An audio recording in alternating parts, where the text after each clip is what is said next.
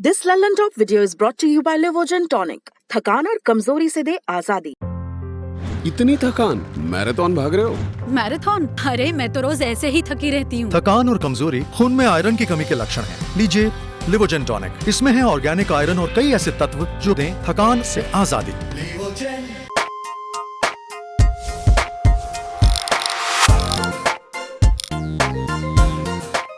नमस्कार, मेरा नाम है दिव्यांशी।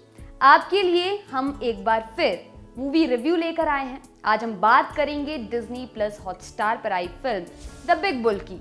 आपके लिए इसे रिव्यू किया है हमारे साथी यमन ने। तो चलिए शुरू करते हैं।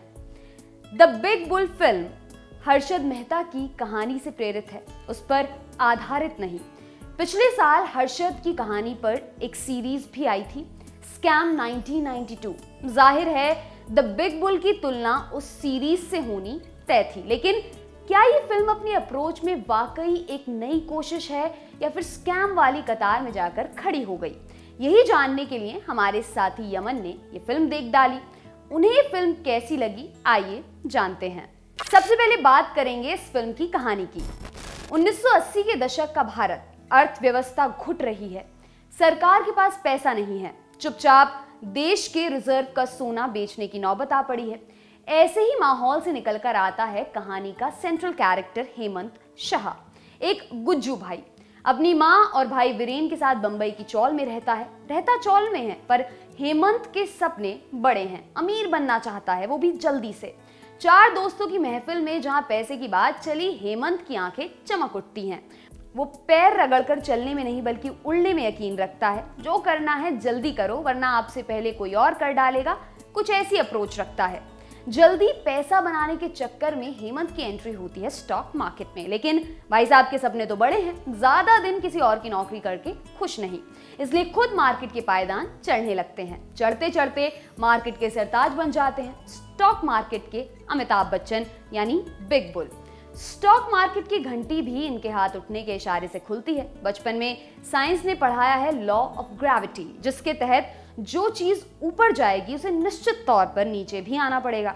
हेमंत का तारा भी आसमान की बुलंदी छू रहा था, लेकिन क्या उसका सितारा नीचे आकर डूबता है या आसमान में सुसज्जित रह जाता है? आम आदमी के इसी राइज एंड फॉल की कहानी का नाम है द बिग बुल। क्या अभिषेक भैया पूरी फिल्म खा गए? इस फिल्म का हीरो और विलन एक ही आदमी है, हेमंत शाह। गरीबी से उठा एक आदमी जो सोसाइटी के 1% में शामिल होना चाहता है, पैसा बनाने की कोशिश में लग जाता है। फिल्म के इस हिस्से में आप खुद को हेमंत के लिए चीयर करते हुए पाएंगे। वो एक हीरो जैसा प्रतीत होने लगेगा, लेकिन सिर्फ अमीर होने तक। अमीर होने के बाद ऐसा लगेगा कि अब तक स्क्रीन पर 1.5 घंटे जिसे देखा वो तो कोई और ही था। पहले ढीले ढाले होकर चलने वाले इस हेमंत की सिर्फ चाल ही नहीं बदलती, बल्कि हर चीज में एक किस्म की अकड़ आ जाती है। वैसी अकड़ जो खुद के दम पर कुछ करने के बाद आती है कि ये देखो अपने बलबूते कुछ किया है। जनता अब तक जिस हेमंत को हीरो मान रही थी, अब उससे ही डर सा लगने लगता है।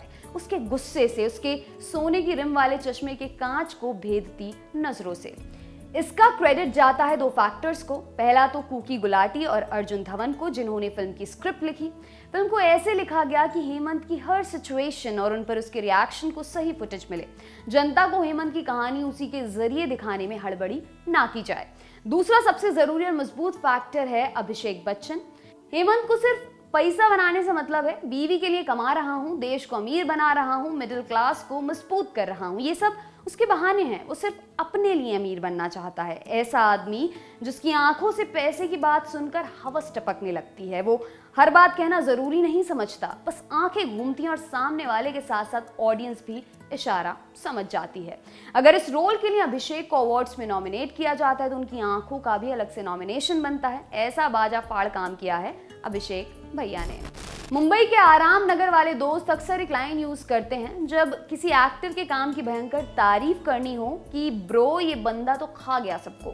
यही बात हम यहाँ अभिषेक के लिए कहेंगे। फिल्म में इनके अलावा इलियाना डिक्रूज, सोहम शाह, निकिता दत्ता और सौरभ शुक्ला जैसे एक्टर्स मुख्य भूमिकाओं में हैं। फिर भी लाइमलाइट तो अभिषेक ही ले उड़े। एक कहानी है जो सबको सुनानी है। अनपॉपुलर ओपिनियन पर हम कैरी मिनाटी के फैन नहीं, आज तक एक वीडियो पूरी नहीं देखी उनकी। अब इससे पहले आप कमेंट्स में चल वे अपना काम करना चापली जैसी बातें कहें, हियर अस आउट। पिछले महीने द बिग बुल का ट्रेलर आया था, उसमें एक गाना यूज किया गया कैरी मिनाटी का, नाम था यलगार। हालांकि फिल्म के लिए इसे रिक्रिएट किया गया था। ट्रेलर देखते वक्त ये हमें बेहद बचकाना लगा। मतलब यार, अभिषेक बच्चन पुल टशन में लेक्सस का सहारा लेकर खड़े हैं और पीछे से आवाज आ रही है, तो कैसे हैं आप लोग? यही कहने का मन हुआ कि अच्छे नहीं है चचा। खैर, अब फिल्म आई, यहाँ भी यलगार को यूज किया गया हेमंत के स्ट्रगल के दिनों को कैप्चर करने के लिए। कैसे हैं आप लोग सुन फिर हमारा माथा ठनका, लेकिन कुछ देर बाद हम खुद लूप में गुनगुना रहे थे। एक कहानी है जो सबको सुनानी है। ये गाना कोई साहित्यिक उपलब्धि नहीं, लेकिन हाँ कैची जरूर है। इतना कि जब से फिल्म देखी है लगातार गुनगुना रहे हैं। दर्जनों बार मम्मी भी आकर पूछ चुकी, बेटा ऐसी कौन सी कहानी सुनाना चाहते हो?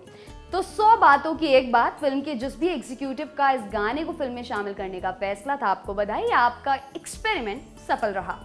अब जानते हैं दी लल्लन टॉप टेक। दुख की बात है कि ये फिल्म स्कैम से की गई तुलना से नहीं बच पाएगी, जबकि ये अपने पैरों पर खड़े होने में समर्थ है।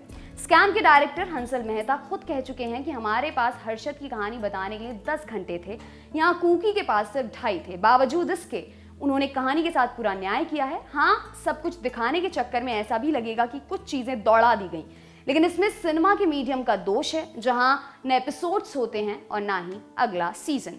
आप चाहे प्रतीक गांधी के कितने भी बड़े फैन हो, ये फिल्म देख डालिए, अभिषेक निराश नहीं करेंगे और प्रतीक भी बुरा नहीं मानेंगे। जाते जाते एक बार फिर से बता देते हैं कि आपके लिए ये रिव्यू किया है हमारे साथी यमन ने। देखते रहिए दी लल्लन टॉप। शुक्रिया।